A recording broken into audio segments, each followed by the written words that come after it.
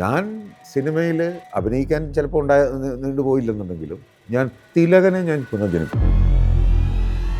ഷമ്മി തിലകനിലൂടെയല്ല, മരിച്ചുപോയ തിലകനെ ഞാൻ കൊണ്ടുവരും. ഓർത്തു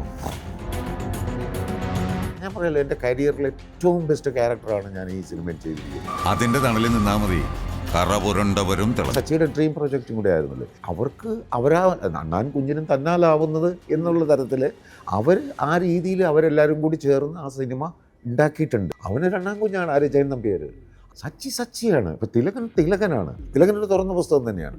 പക്ഷേ ഈ ഒരു സംഭവമുണ്ട്, അത് നിങ്ങൾക്ക് ആർക്കും അറിയില്ല. ചില ആളുകളോടുള്ള ഒരു ഇഷ്ടക്കേട് കൊണ്ടോ അല്ലെങ്കിൽ അവരോടുള്ള വിരോധം നിമിത്തമോ ഒരു നല്ല ഒരു കൂട്ടായ പ്രവർത്തനത്തിനെ ഇടിച്ചു കാണിക്കേണ്ട കാര്യമുണ്ടോ? കംപ്ലീറ്റ് ചീറ്റിംഗ് ആണ് സിനിമ എന്ന് പറയുന്നത്. ഭരത് ആദ്യം എത്തിച്ച മലയാളിയായി അല്ല, ഭരതമുനിതൻ പ്രതിച്ഛായ തോന്നിച്ച്. മറ്റൊരാൾക്ക് വേണ്ടി ഡബ്ബൊക്കെ ചെയ്യുമ്പോഴേ ഏറ്റവും കൂടുതൽ എൻജോയ് ചെയ്ത് പേഴ്സണൽ ഫേവറേറ്റുകളുണ്ടോ അതിനകത്ത്? താഴ്വാരം.